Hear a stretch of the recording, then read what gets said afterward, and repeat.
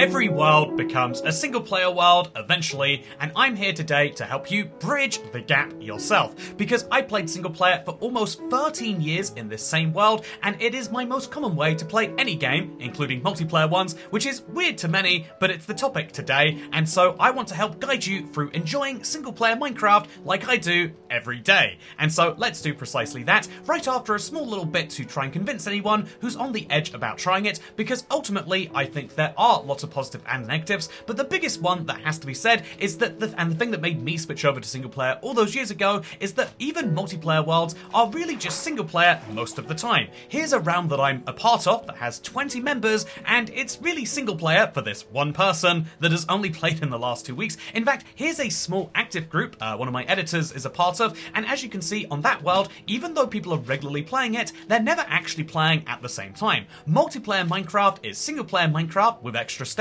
or over a long enough period of time, and ultimately that is also true for the fact that someone is going to be owning your world and the rest of you are going to have to wait for them. Someone always has custody over a Minecraft world, and you know, as much as I love the idea of having a custody dispute outside of the real world, I don't love the idea of having to do that for a Minecraft realm. And so ultimately I'm going to say that if you want to do something in Minecraft, rather than waiting for your group of friends to be free, rather than waiting for everything to line up nicely, just go ahead and do it. I will concede that there are some downsides to single player. If you are very extroverted and you love the idea of playing video games just as an excuse to hang out, if the video games come second to being with friends, then yeah, actually I think it is kind of crazy and objectively quite silly to switch from multiplayer Minecraft. If you only want to play Minecraft because there's people with you, or indeed if you just love when the conversation hits so hard and you don't even really want to play it to begin with, then yeah, actually multiplayer Minecraft is probably for you. Also, it has to be said that there are no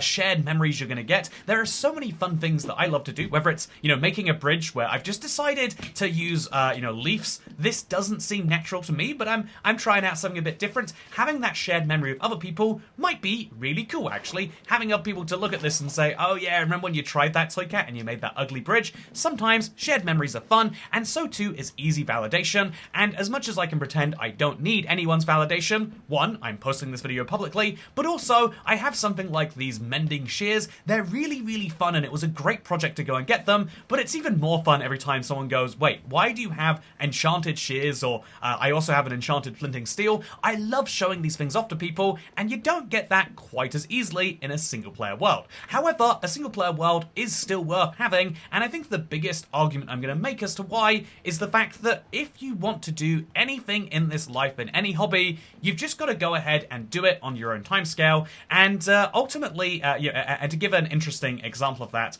I want to actually talk about the other thing that I do so much in life outside of Minecraft, because it's travel. You might know this from all of the weird bits of my videos that appear from different countries over time, but I really, really like to travel, even though it's something that traditionally, and multiple times, I've had like, I don't know, a taxi driver or someone go, oh, isn't that a bit weird that you go into the airport by yourself? What went wrong?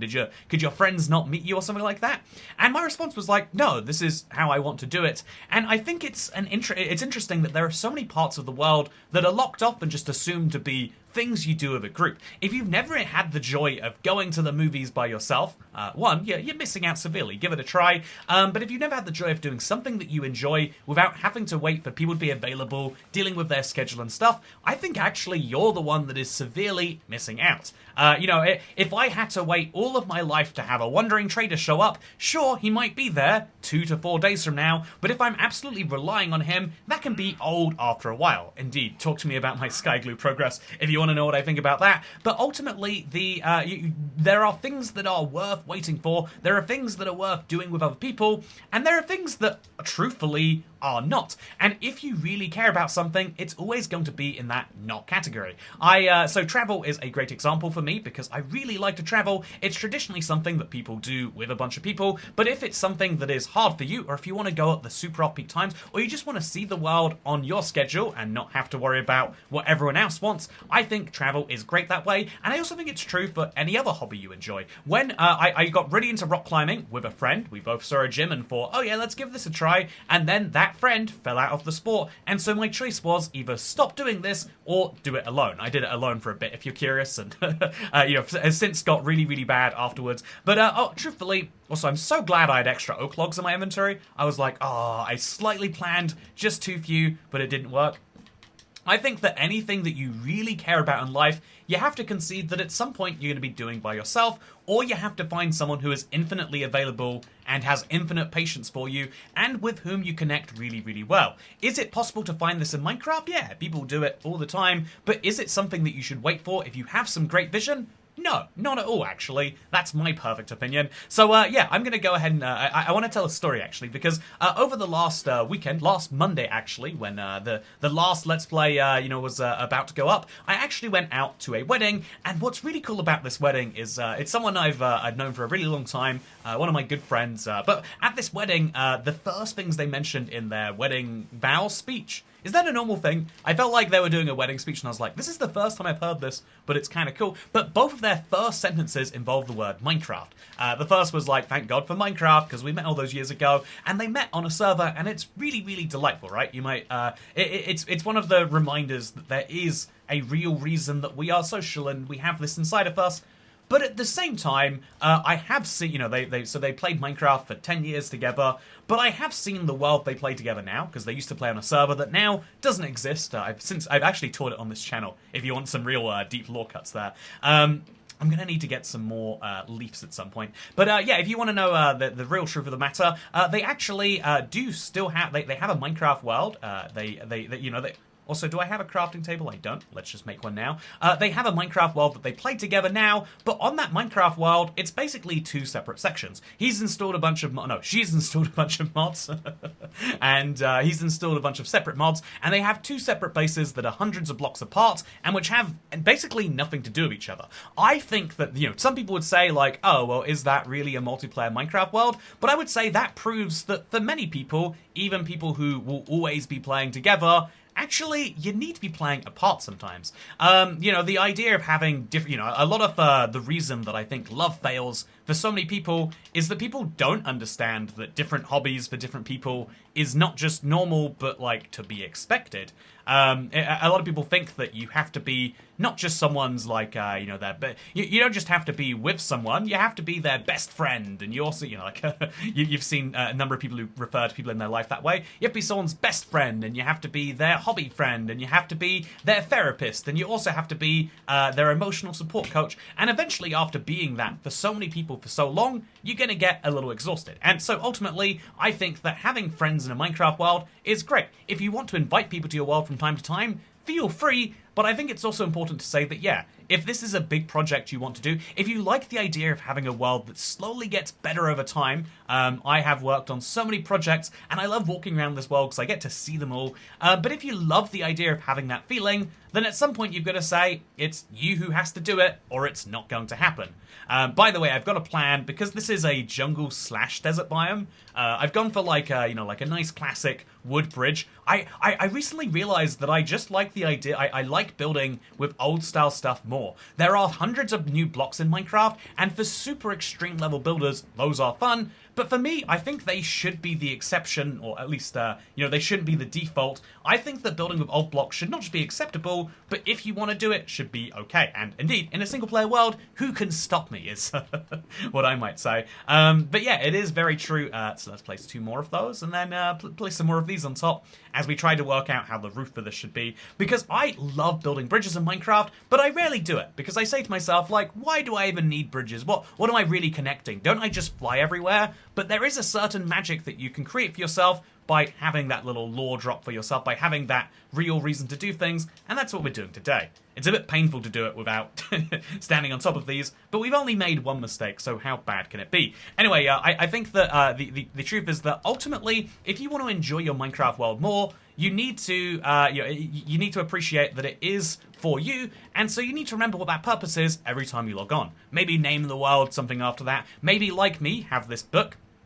that I keep on me, the project book over here, but having something that reminds you of what you'd like to do can be important because it can be easy to log into Minecraft and be kind of aimless of yourself and be like, oh yeah, I'm just enjoying looking at stuff. And this is what so many people get from that, you know, like that classic when the conversation is so good moment, is you get this freedom from having to think about what you're going to do. But is this actually freedom if you want to do those things? Well, that's a different discussion, I guess. But ultimately, yeah, I would say that when you, if you want to love your Minecraft world, like you would love someone that you might... Is this really what jungle leaves look like when they're not in the jungle? Or are these just all oak leaves? Oh, that is jungle... No, that's an oak leaf because it's an...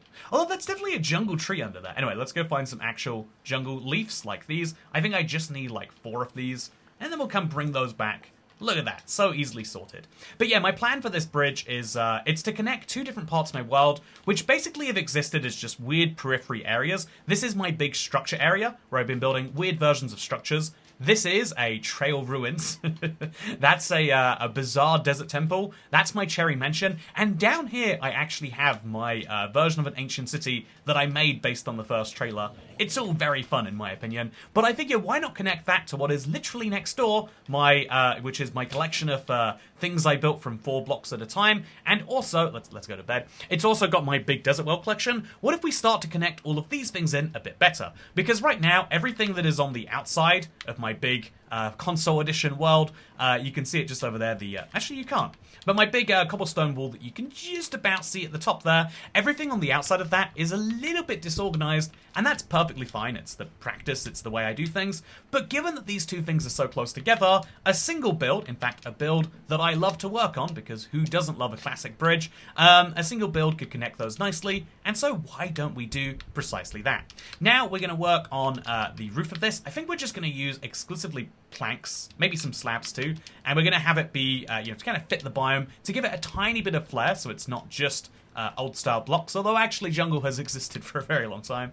But let's go ahead, let's make a bunch of these slabs. And let's make a roof for this bridge that's a bit more bizarre. You can see there's a little bit of like raising and lowering as we go through this. What if we made it quite extreme with the roof, and it went up like quite a lot, and then came down by quite a lot? Let's have that happen now. So let's start over here, and then have it like go up by 1 block, and then like that, and then we'll just continuously do this as we go around. We do have to watch out for these fences and make sure we connect to those, but otherwise we should be really good, I think.